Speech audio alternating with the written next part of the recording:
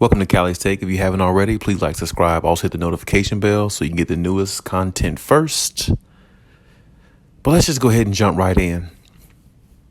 You know, I listen to Stephen A. Smith a lot. I watch ESPN First Take a lot. And Stephen A. Smith's comments about the Lakers, to me, over and over, seem to just get more and more ridiculous for me to even listen to, that it's almost pathetic at this point.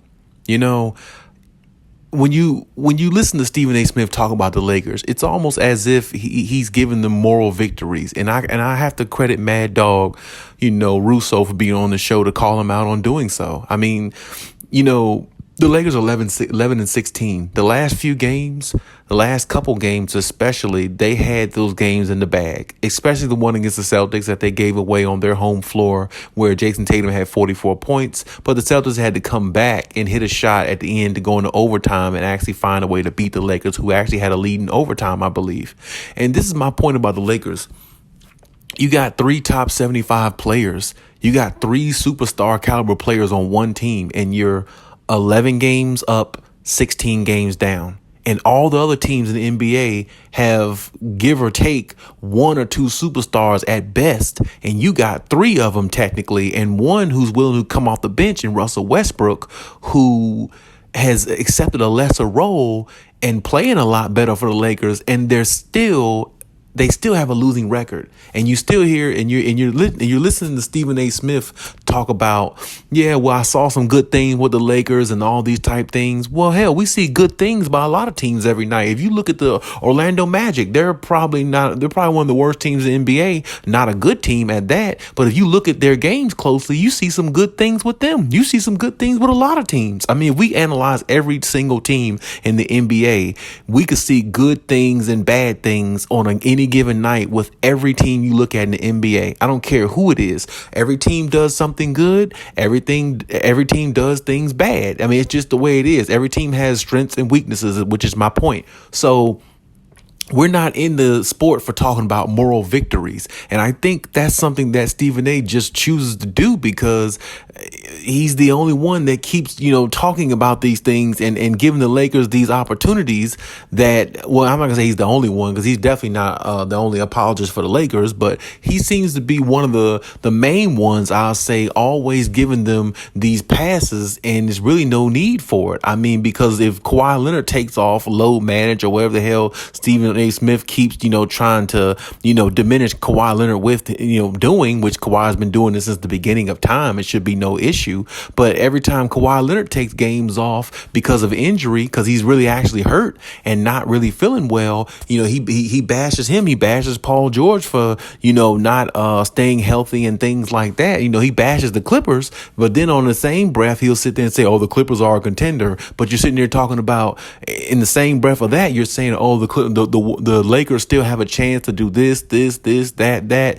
Let me tell you something. The Lakers have a chance like everybody else, but the reason why their chances are a lot slimmer than most teams or a lot of other teams who actually have superstar players and actually are playing better is because the Lakers just have, they have an Anthony Davis that plays good at times when he's healthy, which isn't often. And then on top of that, LeBron James is really aging. It's not like he's not aging. It just looks like he's not aging as bad because he's putting up a lot of good numbers. But I mean, they're giving him the green light to take a lot of shots. But LeBron can't carry a team the way he used to. And neither can Russell Westbrook.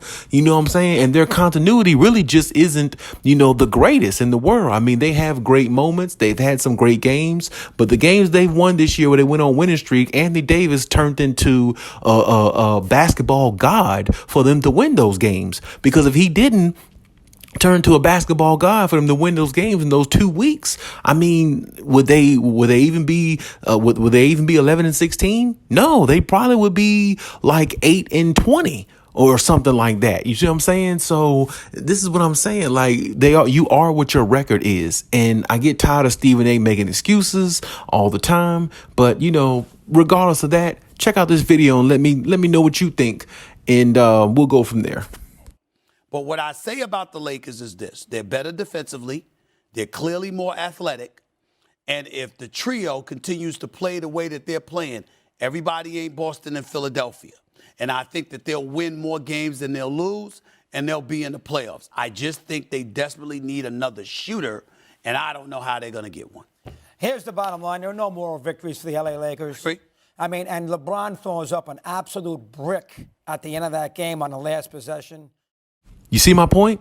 You see my point? It's almost like he's just giving the Lakers moral victories. You know, he doesn't give this to any other team, but it just goes to show when you speak about a team that you're in favor of, you know, it just makes it very, very obvious. And it's the one thing I don't like about a lot of media guys. The team that they're in favor of, they speak so highly of them, whether they're playing good or playing bad. And, you know, Shannon Sharpe is another one that does the same thing. When the Lakers are playing bad, he will give a little bit more criticism than Stephen A. Smith at times. But, I mean, he's still a media apologist for them. He still says, oh, the Lakers can do this, and by next month, you know, the Lakers will be playing a lot better.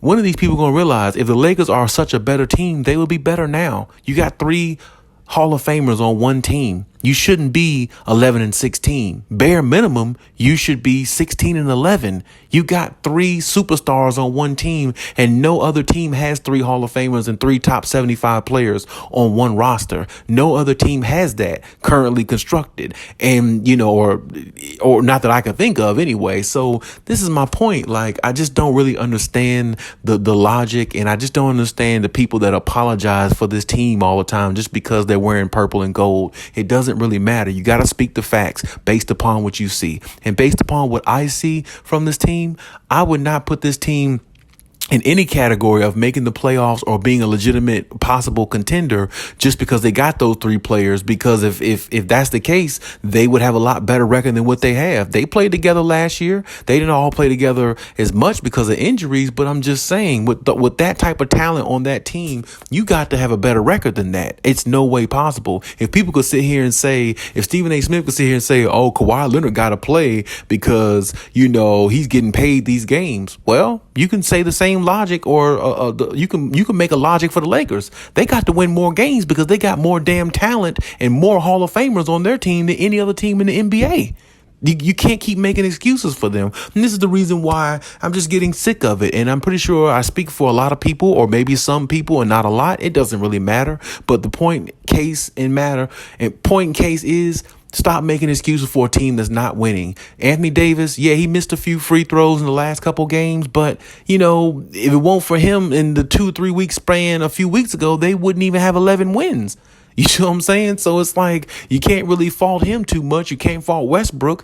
I guess you can or cannot. You can't fault LeBron because he's getting older. But the point is, they're just not winning, and it's just not happening for them. So until they start winning, or until they really actually get better, until they're 3 to 4 games over 500, then we can talk about what the Lakers can potentially do. But up until then, I don't really think we should be speaking on them or anything like that, and stop giving them all this love on TV like they're a team winning and they're not. I mean, what about the Pelicans? The Pelicans are doing very good. I mean, do you hear as much about the Pelicans as you do the Lakers? As much as you hear about the Lakers, you would think they're the number 1 seed in the NBA right now, or in the Western Conference. It's the Pelicans.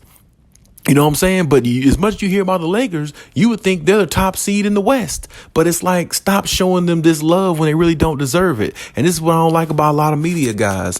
Give every team a fair trade. Speak about the teams who are doing better. The NBA is not comprised of 1 team or 2 teams. It's comprised of damn near 30 teams in the NBA. So that means there's a lot more talent around other places that you could speak about. And rather than talking about the Lakers, who aren't doing a damn thing and who are just disappointing all their fans once again, just like they did last year. And the way it's going this year, as tight as the West is, yeah, I mean, if they put together a good winning streak, yeah, they might can do something, but I don't even see them doing that, because think about it.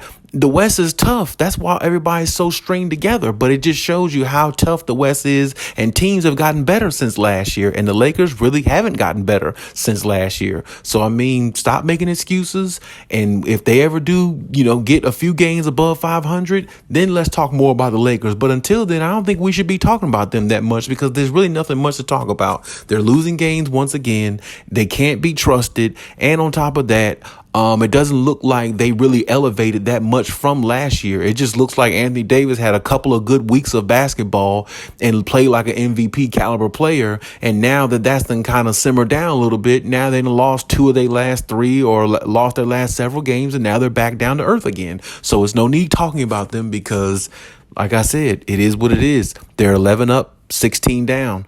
And that's their record, and you are what your record is, no matter how much potential or how much moral victories people want to give you.